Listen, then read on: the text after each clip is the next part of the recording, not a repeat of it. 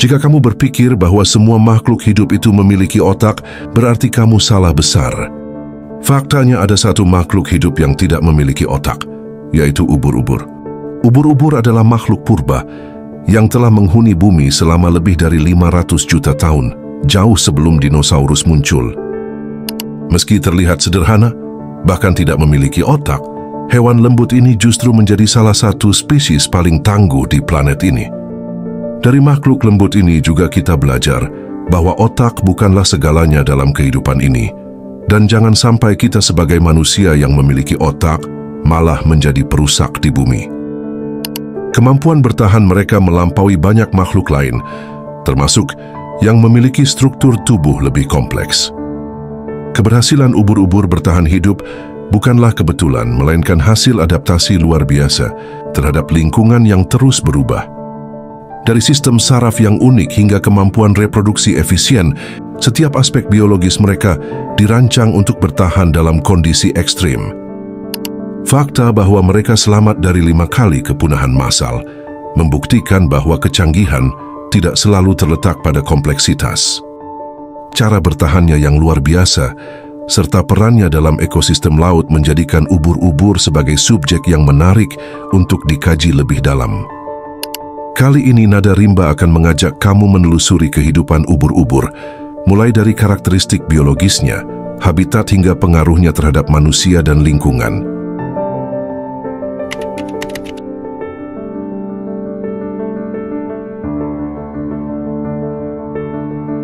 Ubur-ubur termasuk dalam filum Cnidaria dan kelas Kyphozoa, meskipun ada juga yang termasuk dalam kelas Cubozoa dan Hydrozoa. Tubuhnya sebagian besar terdiri dari air, mencapai 95% atau lebih. Ubur-ubur tidak memiliki otak. Sebagai gantinya, mereka memiliki sistem saraf sederhana yang menyebar di seluruh tubuh. Jaringan ini memungkinkan mereka merespons rangsangan lingkungan dengan cepat, seperti menghindari predator atau menangkap mangsa. Tanpa pusat kendali tunggal, setiap bagian tubuh dapat bekerja secara independen, membuat reaksi mereka lebih fleksibel. Sistem saraf mereka membuat mereka menghemat energi karena tidak memerlukan pemrosesan informasi yang rumit. Ketika ubur-ubur menyentuh sesuatu atau terkena paparan sinar, sinyal langsung menyebar ke seluruh tubuh tanpa perlu dipikirkan. Desain biologis ini sangat cocok untuk kehidupan di laut, di mana kecepatan reaksi seringkali lebih penting daripada kecerdasan.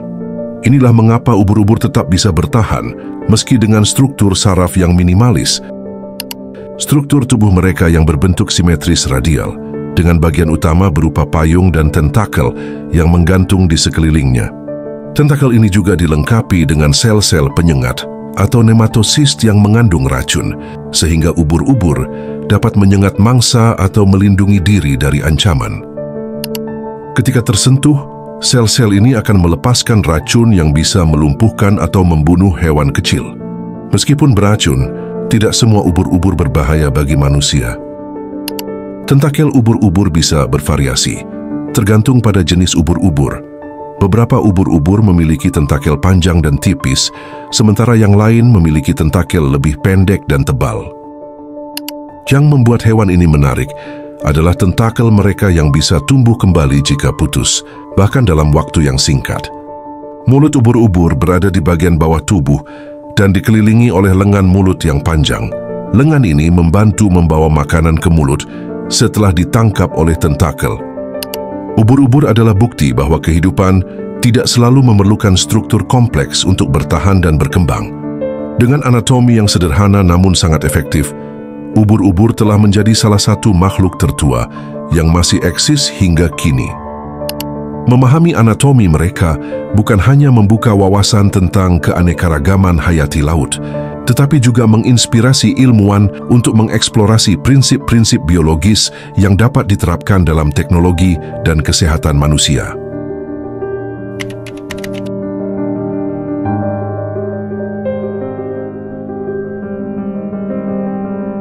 Dari tepian pantai yang hangat hingga kedalaman samudera yang gelap dan sunyi, ubur-ubur menjelajahi berbagai penjuru laut dengan gerakan lembut seperti tarian. Mereka adalah penghuni utama zona pelagik, yaitu bagian lautan terbuka yang jauh dari dasar laut dan pantai. Di wilayah ini, ubur-ubur hanyut mengikuti arus laut, berburu plankton dan organisme kecil yang merupakan makanan utamanya. Selain zona plagik, ubur-ubur juga banyak ditemukan di perairan pesisir dan estuari, atau tempat pertemuan antara air tawar dan air laut. Beberapa spesies, seperti Aurelia aurita, tumbuh subur di perairan hangat tropis. Sementara spesies lainnya, seperti Cyanea capillata, lebih menyukai suhu dingin di samudra Arktik dan perairan kutub. Ubur-ubur juga ditemukan di zona laut dalam, jauh di bawah permukaan air di mana cahaya matahari tidak pernah mencapai. Di lingkungan gelap dan bertekanan tinggi ini, banyak ubur-ubur memiliki kemampuan bioluminesensi, yaitu menghasilkan cahaya sendiri. Cahaya ini digunakan untuk menarik mangsa, berkomunikasi atau menghindari predator. Adaptasi semacam ini memungkinkan ubur-ubur untuk menjadi bagian penting dari rantai makanan di laut dalam. Meskipun umumnya hidup di laut, beberapa spesies ubur-ubur dapat bertahan di air payau dan bahkan air tawar. Contohnya adalah Craspedacusta sowerbii, ubur-ubur air tawar yang dapat ditemukan di danau dan sungai dengan arus tenang. Keberagaman habitat ubur-ubur menunjukkan kemampuan luar biasa mereka untuk beradaptasi dengan berbagai kondisi lingkungan. Yang lebih mengejutkan adalah mereka bisa bertahan di zona laut mati dengan oksigen minim. Hal itu menunjukkan ketangguhan metabolisme mereka. Di saat banyak makhluk laut punah karena aktivitas manusia, ubur-ubur justru makin merajai lautan. Ini membuktikan bahwa dalam evolusi, yang menang bukan yang paling kuat, tapi yang paling bisa menyesuaikan diri.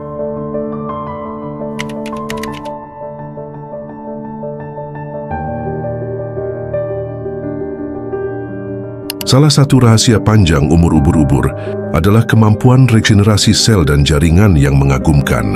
Beberapa spesies, seperti Turritopsis dohrnii, bahkan dijuluki ubur-ubur abadi karena bisa kembali ke fase polip muda setelah dewasa.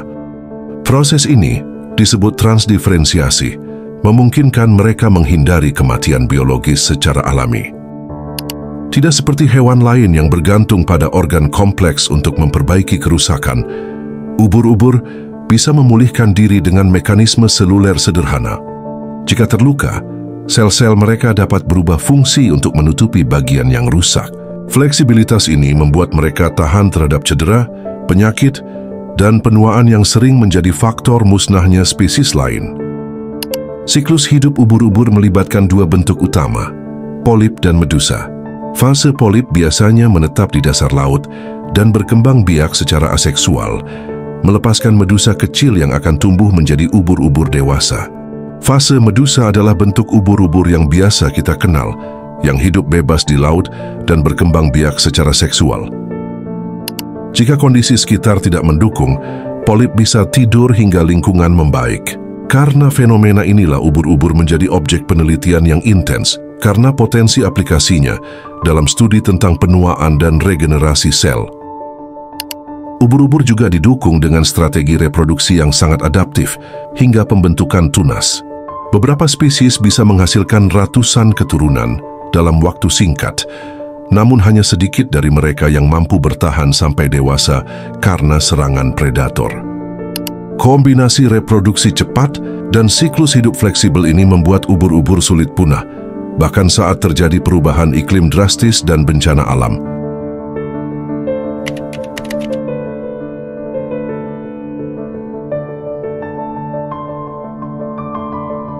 Meskipun sering dianggap sebagai makhluk pasif atau bahkan hama laut, ubur-ubur sesungguhnya memegang peranan penting dalam keseimbangan ekosistem laut. Dengan tubuh yang sederhana namun kemampuan bertahan hidup yang luar biasa, ubur-ubur memainkan peran sebagai predator, mangsa dan bahkan indikator perubahan lingkungan. Dalam perannya sebagai mangsa, ubur-ubur menjadi sumber makanan bagi penyu dan ikan di laut. Ubur-ubur juga menjalani perannya sebagai predator dengan mengatur dan mengendalikan populasi fitoplankton dan organisme kecil lainnya di laut. Populasi ubur-ubur yang sering meledak secara tiba-tiba menandakan masalah ekologis dalam ekosistem laut.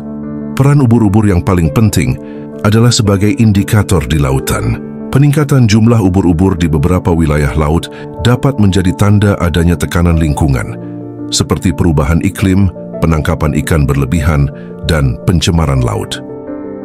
Ketika predator alami ubur-ubur berkurang akibat penangkapan berlebihan, dan ketika kompetitor makanan mereka seperti ikan kecil menurun, ubur-ubur berkembang dengan cepat.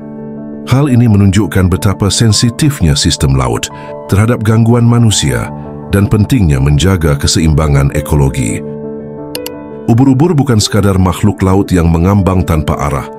Di balik bentuknya yang sederhana, mereka memainkan peran penting dalam menjaga keseimbangan dan dinamika ekosistem laut. Memahami dan menghargai peran ekologis mereka adalah langkah penting menuju pelestarian laut, karena laut yang sehat membutuhkan semua komponennya, termasuk ubur-ubur.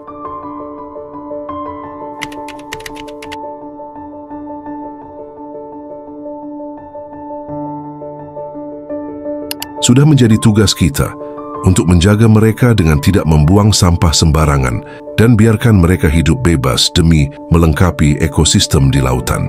Jangan sampai makhluk purba yang sudah melewati banyak bencana kepunahan justru malah terancam oleh kepunahan akibat ulah dari makhluk yang merasa paling cerdas, yaitu manusia. Apakah manusia yang merasa paling cerdas ini merasa bahwa bumi ini hanya milik manusia saja? Ataukah manusia sudah lupa bahwa bukan hanya manusia saja yang tinggal di bumi ini?